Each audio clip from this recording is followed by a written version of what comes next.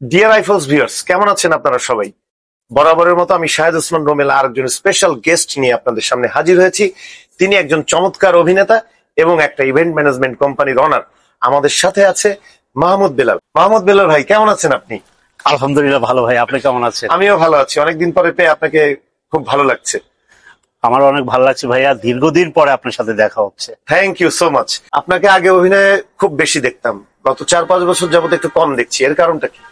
অভিনয়ের পাশাপাশি আমি আগে ইভেন্ট ম্যানেজমেন্টের সাথে যুক্ত ছিলাম। ইভেন্ট ম্যানেজমেন্টের কাজগুলো করতাম এবং অভিনয়গুলো করতাম। এটার পর থেকে যখন ভাবলাম যে আমি অভিনয়তে যদি জীবনে ভালো না কিছু করতে পারি, নিশ্চয়ই আমাকে আদার্স কিছু করতে হবে। তারপর থেকে ইভেন্টের সাথে যুক্ত হওয়া, ইভেন্টটাকে আরো বড় পরিসর ধারণ করা। তারপর আবার একটা কোম্পানির নাম দিলাম, ল্যান্ডস্কেপ কমিউনিকেশন। এইভাবে আর কি শুরু হওয়া ভাইয়া। এই ইভেন্টটাকে বেশি সময় দেওয়ার কারণে অভিনয়টাকে কম সময় দেওয়া হচ্ছে, বেশি ব্যস্ততা থাকা হচ্ছে ইভেন্টে। ইভেন্টে প্রচুর কাজ হচ্ছে আমার, এই কাজের জন্যই বেসিক্যালি আমি অভিনয় সময় দিতে পারি না ভাইয়া। আপনার চমৎকার কিছু নাটক আমরা টিভি স্ক্রিনে দেখতে পেয়েছি, যেমন তার মধ্যে একটি নাটকের নাম হলো হ্যাপি ফ্যামিলি। এই ধরনের নাটকে আপনাকে আর কাজে দেখছি না কেন? ওই ধরনের গল্প আর হচ্ছে না, ওই রকম গল্প আমি আর পাচ্ছি না। আর আপনি তো জানেন যে আমার একটা ইভেন্ট প্রতিষ্ঠান আমি করছি, এটাতে বেশি সময় দিতে হচ্ছে আমাকে। এই সময়ের কারণেই বেসিক্যালি নাটকে আমি খুব কম সময় দিতে পারছি, সময় পাই না ভাইয়া বেসিক্যালি এখন। আপনার ইউটিউবে আছে এমন 3টি নাটকের নাম যদি বলতেন দর্শকদের জন্য। হ্যাপি ফ্যামিলি, এটা চমৎকার একটা নাটক। বাতাসা অনেক চমৎকার একটা নাটক। হার্টফেল ফয়েজ, এটা অনেক ভালো একটা নাটক। লাভ ম্যারেজ, কুয়াক, পা, আনন্দগ্রাম, অনেক নাটক আছে ভাইয়া। আর ধারাবাহিক নাটকগুলোর মধ্যে? ধারাবাহিকের মধ্যে সব থেকে বেশি পপুলার ছিল আনন্দগ্রাম। আনন্দগ্রাম, যেটা মোশাররফ করিম ভাইয়ের সাথে করেছিলাম, নোয়াখালীর ভাষা। আমার কাছে সব থেকে বেশি ভালো লেগেছে ওই নাটক। এটা তো একটা সুপার হিট ধারাবাহিক ছিল। জি জি, যেটা অনেক ভালো একটা নাটক ছিল। কোন চ্যানেলে গিয়েছিল? এটা এসএ টিভিতে। এসএ টিভিতে। তৎকালীন সময়ের খুব সুন্দর একটা নাটক, চমৎকার একটা নাটক ছিল এটা। এটা গল্পটাও ছিল অনেক ভালো। আমরা ওই নাটকটার মধ্যে ওই গ্রামের চোরের ক্যারেক্টারটা করেছিলাম, কিন্তু ক্যারেক্টারটা করতে যে মোশাররফ ভাইয়ের যে সাপোর্ট পেয়েছিলাম, এটা কখনোই আমি ভুলবো না। আসলে ওনাকে অভিনয়ের যে একটা পাঠশালা বলা হয়, এটা সত্য কথা। মানে ওনার প্রতি যে অভিনয়তেই আমি পাই দেখি ওনাকে গুরু মানে, এবং ওনাকে একজন ভালো মানুষ, মহান মানুষ হিসেবে আখ্যায়িত করে, ভালো একজন অভিনেতা হিসেবে। মোশাররফ ভাই হচ্ছে কো-আর্টিস্টদের জন্য বেস্ট ফ্রেন্ড, এবং অ্যাক্টিংটা কিভাবে তুলে নিয়ে আসবে, তার ভিতর থেকে যে বের করে নিয়ে আসবে, এটা মোশাররফ ভাই সুপার, এটা অনেক ভালো পারে। এবং কো-আর্টিস্টদের সাথে প্রথমে রিহার্সেল করে নেয়, রিহার্সেল করে তার ভিতর থেকে সেই জড়তাটা কেটে দিয়ে অ্যাক্টিংটা ভালো যেন করতে পারে, সেটা সেই সাপোর্টটা সে দিয়ে যায়, মানে মিশে সুন্দরভাবে আদায় করে নিতে পারে। জি জি, একজন কো-আর্টিস্টের যে দায়িত্বটা জি ভাইয়া পালন করা উচিত বলে আমার মনে হয়, সেটা তিনি করেন। অবশ্যই করেন। এই কারণে আমি মনে করব যে আনন্দগ্রাম আমার কাছে বেস্ট একটা ধারাবাহিক নাটক ছিল। অনেক ভালো একটা টিম ওয়ার্ক ছিল, সবাই অনেক ভালো সাপোর্ট দিয়েছিল।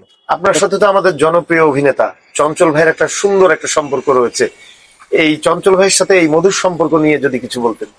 চঞ্চল দা বলতে গেলে আমি বলবো আমার অভিনয় জীবনের বড় ভাই, অভিভাবক। চঞ্চলদার সাথে অনেক কাজ করেছি। চঞ্চলদার মাধ্যমে অভিনয়টা কি জিনিস আমি সেটা শিখতে পেরেছি। অনেক কো-আর্টিস্ট হিসেবে, আবার অভিভাবক হিসেবে বড় সাপোর্ট পেয়েছি। দাদার দাদা অমায়িক একটা মানুষ, দাদার মতো ভালো মানুষ আমি ইন্ডাস্ট্রিতে খুব কমই দেখি। এবং ওনার যে অভিনয়ের পাশাপাশি অভিনয়ের বাহিরের যে জগৎটা, যে জীবনটা, সেখানে দাদার অবদান অনেক। দাদার সাজেশন, দাদার পথ প্রদর্শক, মানে সব দিক থেকে অনেক ভালো মানুষ। আমরা যে ছোট মানুষ, আমরা একই এলাকার যদিও হই, একই পাবনার সন্তান হিসেবে হলেও দাদার কাছে গেলে অনেক বড় পরামর্শ পেতাম। সেদিক থেকে বলবো ইন্ডাস্ট্রিতে দাদার অবদান অনেক, আমার লাইফে অনেক বড় অবদান। এবং এটা পাশাপাশি আরেকজনের নাম না বললেই নয়, সেটা হচ্ছে বৃন্দাবন দাস। আমার হ্যাপি ফ্যামিলি নাটকটা ক্যারেক্টারটা দাদাই আমাকে দিয়েছে। কোন একটা জায়গায় দাদার সাথে দেখা হওয়ার পর সে আমাকে বললো, তুমি আমার সাথে দেখা করো, একটা নাটক, এদের একটা নাটকের কাজ করব, তো তোমার একটা ক্যারেক্টার আছে। এটাই সেটা যেটা হ্যাপি ফ্যামিলি ছিল। আচ্ছা আচ্ছা। এবং আমি বৃন্দাবন দা ছিল, শাহনাজ খুশি আপু, এরা যথেষ্ট আমাকে স্নেহ করে। এটার পাশাপাশি আমাদের মিঠু ভাই ছিল পাবনার, ওনার কল্যাণেই বৃন্দাবন দাস, খুশি আপু, চঞ্চল চৌধুরী, এদের সাথে আমার পরিচয় হয়।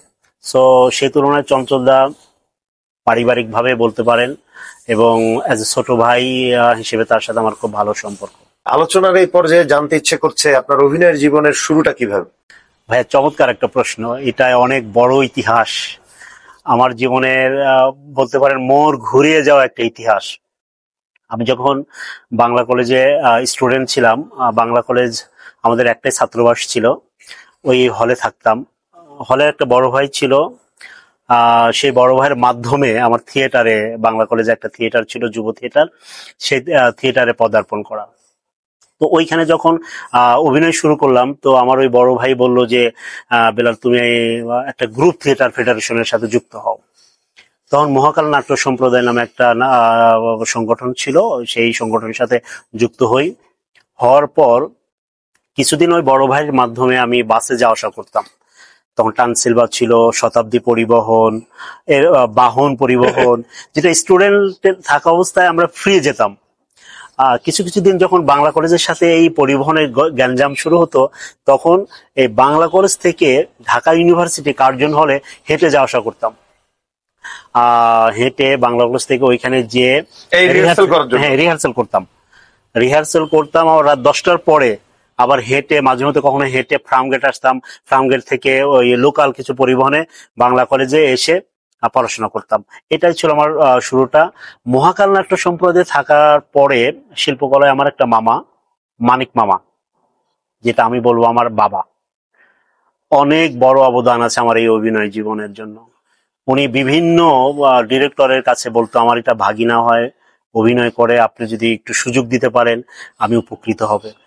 ওই মাধ্যমে, মানিক মামার মাধ্যম থেকে শিল্পকলার কিছু ডিরেক্টর আমাকে ছোট ছোট পাসিং ক্যারেক্টার বলা হতো, এই পাসিং ক্যারেক্টার আমাকে কাজ দিত। ওই পাসিং ক্যারেক্টার একটু ভালো করতাম, ভালো পেতাম।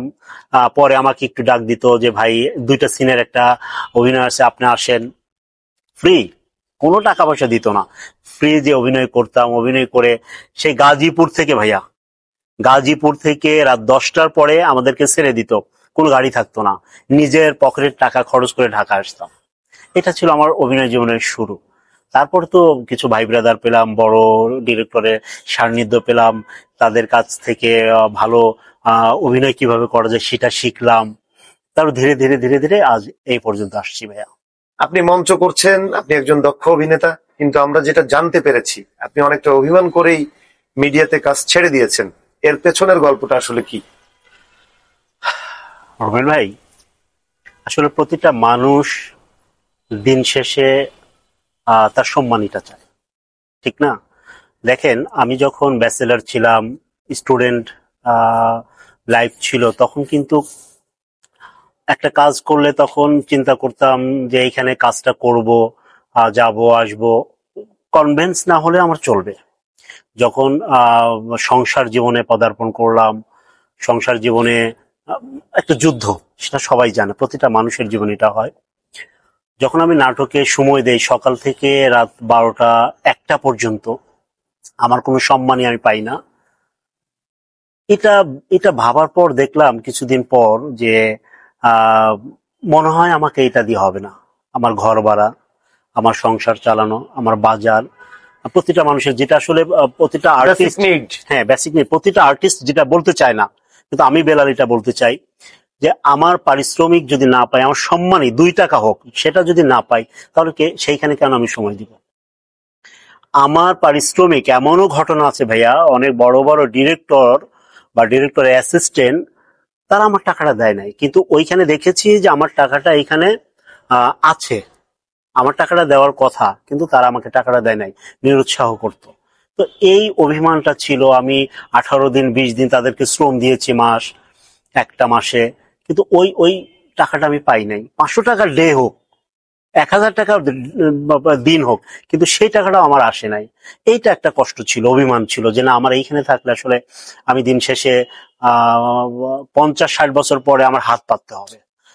এটার অভিমানের কারণেই বেসিক্যালি নাটকে ওই আগ্রহটা আর হয় না। মিডিয়াতে আপনি অনেককেই অনেকভাবে উপকার করেছেন, আর্থিকভাবে হোক বা সাহস দিয়ে হোক। এই মানুষগুলো কি আপনাকে এখন মনে রেখেছে বা তখন মনে রেখেছিল? ভাই এটা তো একটা ইমোশনাল প্রশ্ন। আপনি জানেন, এমনও কষ্টের দিন আমার গেছে, যেটা কিছু কাছের ভাই ব্রাদার থাকে না, যে যাদের জন্য কলিজা ছিঁড়ে দিলেও দিন শেষে মূল্যায়ন পাওয়া যায় না। কিছু বড় ভাই ছিল ডিরেক্টর, এখন তারা অনেক সফল আছে, আবার অনেকে মিডিয়া ছেড়ে চলে গেছে। তারা চলতে পারতো না, ঘর ভাড়া দিতে পারতো না। আমাকে বলতো, বেলাল, আমার বাসার নিচে দাঁড়িয়ে বলতো, বেলাল, আমার নাস্তার টাকা নাই, তুমি যদি নাস্তাটা করাতে, আমি উপর থেকে টাকাটা ফেলে দিতাম। আবার এমন হয়েছে তার বিকাশে আমি টাকা পাঠিয়ে দিতাম। মানে এত ভালো সম্পর্ক। এবং সে আমাকে গল্প শোনাতো, বেলাল এই এই নাটকে এই গল্প, এই ক্যারেক্টার তোমাকে, মানে আমাকে ওই মূলা দেখিয়ে, মূলা ঝুরিয়ে ক্যারেক্টারটা ধরে রাখতো। কিন্তু যখন শুটিং করতো তখন আমি যে দেখতাম যে আমার কোনো ক্যারেক্টার নাই। কিন্তু শুটিং শেষে আবার আমার কাছে আসতো, বেলাল ঘর ভাড়া বা দুপুরে লাঞ্চ করব, রাতের খাবার খাওয়ার টাকা নাই। ইভেন চায়ের দোকানে গেলেও চার বিল দেওয়া থেকে শুরু করে বিল দেওয়ার পরেও সাইডে ডেকে নিয়ে বলতো যে আমাকে 500 টাকা দাও, ওই ছেলেটা পাবে, ওকে দিতে হবে। মেকআপ আর্টিস্ট পাবে, মেকআপ আর্টিস্টকে দিতে হবে। এরকম ঘটনা আছে ভাইয়া, খুবই কাছের, খুবই ক্লোজ। মানে কখনো কল্পনা করা যায় না যে রুমেল ভাই যে তার কাছ থেকে আমি একটা ক্যারেক্টার পাবো না, এটা কখনোই ভাবি নাই। এটা ভাবি নাই বলে তাদেরকে আমি টাকাটা দিয়ে হেল্প করেছি, সাহস দিয়েছি। এমনও ঘটনা আছে যে পুলিশ পুলিশ নিয়ে একটা ঝামেলা ছিল, তো আমার ইভেন্টের মাধ্যমে, তখনও টুকটাক ইভেন্ট করে বাংলা লিংকের, বিকাশের ইভেন্টের মাধ্যমে কিছু বড় ভাইদের সাথে সম্পর্ক হয়েছিল, স্বরাষ্ট্র মন্ত্রণালয়ের ইভেন্টের মাধ্যমে। পুলিশ দিয়েও আমি তাদেরকে হেল্প করেছি নাটকের শুটিং এ, যে তারা ওইখানে বিপদে পড়েছে, তাদেরকে হেল্প করতে হবে, আমি ফোন দিয়ে হেল্প করেছি। কিন্তু আমাকে বলে না যে তারা নাটকের শুটিং এ আসছে, বলছে এখানে বিপদে পড়েছি। পরে ওই আর্টিস্টের মাধ্যমে কোনো না কোনো ভাবে, আপনি জানেন মিডিয়া আমাদের ছোট, আমি শুনতে পেরেছি যে হ্যাঁ ওইখানে শুটিং এ যে এই সমস্যা ছিল, ডিরেক্টর তোমাকে ফোন দিয়েছিল এটার কারণে। আমি হেল্প করেছি ভাইয়া। আবার গ্রুপিং হয়েছে, আবার একটা বসে আড্ডা হয়েছে, স্ক্রিপ্ট নিয়ে গল্প হয়েছে, যে বেলাল তোমাকে এই কাস্টিং দেওয়া হবে, ওই কাস্টিং দেওয়া হবে। আমি তারপরে তাদেরকে বিশ্বাস করতাম। কিন্তু আজকে কোথায় তারা, আর আমি কোথায়? হয়তো ইন্ডাস্ট্রি ছেড়ে দিয়েছি, ভালো লাগে, মন থেকে কষ্ট লাগে যে কত ভালোবাসা, মানে যৌবনকালের ভালোবাসা, ক্রিম ভালোবাসাটা ওটা ছিল। কিন্তু এখন খুব মিস করি ভাইয়া, ওটা অনেক খারাপ লাগে। এই এই প্রতারণা আমাদের বাংলাদেশে যতদিন থাকবে, আমি মনে করব আমাদের মিডিয়া, আমাদের শিল্প সংস্কৃতি উন্নত কখনোই হবে না, কখনোই না হবে না। কারণ প্রতিটা ছেলে মেয়ে যখন এই প্রায় পবিত্র মন নিয়ে কাজ করতে আসে, সেটা থেকে যখন প্রতারিত হয়ে যায়, তখন তার ওটার প্রতি ভালোবাসাটা বিন্দু মাত্র থাকে না। এত অভিমানের পরেও এই অভিনয় জগতে ফিরে আসার ইচ্ছে কি আছে, কাজ করবার সামনের দিকে? আসলে আমরা তো শিল্পমানা একটা মানুষ, ভিতরে তো শিল্প সত্তাটা বসবাস করে। অভিনয় যখন টিভিতে বা ইউটিউবে দেখি, অনেকের অভিনয় দেখি, মনটা ছটফট করে অভিনয়ের জন্য, যে আবার যদি শুরু করতে পারতাম, আবার যদি কাজ করতে পারতাম, আবার যদি ভোরে উঠে গাড়িতে করে সেই গাজীপুর পুবাইল ভাদন গ্রামে যেতে পারতাম, গ্রামের আবহাওয়ায় অভিনয় করতে পারতাম। এটা মনটা চায়। আমার যে চায় না তা না, মনটা চায়, কিন্তু এই নানান ব্যস্ততার কারণে, আহ ব্যবসার কারণে হয়ে ওঠে না। তবে চেষ্টায় আছি, আগামীতে কাজ করব, এটা ভাবছি, মনস্থির করেছি। হয়তো রিসেন্টলি কিছু কাজ করবো আশা করি। দেখতে দেখতে আমরা অনুষ্ঠানের শেষ পর্যায়ে চলে এসেছি। আপনাকে অনেক ধন্যবাদ, আপনি আমাদেরকে সময় দিয়েছেন আপনার ব্যস্ততার মাঝেও, এবং আমাদের আইফলস এর পক্ষ থেকে আপনাকে ছোট্ট একটু ফুলের শুভেচ্ছা। থ্যাংক ইউ সো মাচ ভাইয়া। থ্যাংক ইউ আপনাকেও। এবার যদি আপনার আইফলস এর উদ্দেশ্যে, মানে দর্শকদের উদ্দেশ্যে কিছু বলবার থাকে, আপনি বলতে পারেন। আইফলস এর দর্শকদেরকে অনেক অনেক ধন্যবাদ। আপনারা সবাই চ্যানেলটাকে সাবস্ক্রাইব করবেন, বেশি বেশি শেয়ার করবেন, এবং দর্শকদের মাঝখানে থেকে এইটাকে তুলে ধরবেন, আর আমার জন্য দোয়া করবেন, আমি যেন আগামীতে সুন্দর সুন্দর কিছু নাটকে অভিনয় করে আপনাদেরকে দেখাতে পারি।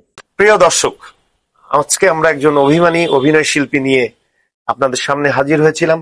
শুনলাম তার সফল ব্যবসায়িক জীবনের গল্প এবং অভিনয় জীবনে উনি যে কষ্টগুলো পেয়েছেন এবং এই কষ্টগুলো কাটিয়ে উনি আমাদের সামনে আবার ফিরে আসুক আনন্দগ্রাম, হ্যাপি ফ্যামিলির মতো নতুন নতুন আরো কিছু নাটক নিয়ে। অন্য কোনো দিন অন্য কোনো গেস্ট নিয়ে আপনাদের সামনে হাজির হব। আজ মাহমুদ বেলালের কাছ থেকে বিদায় নিচ্ছি। ধন্যবাদ।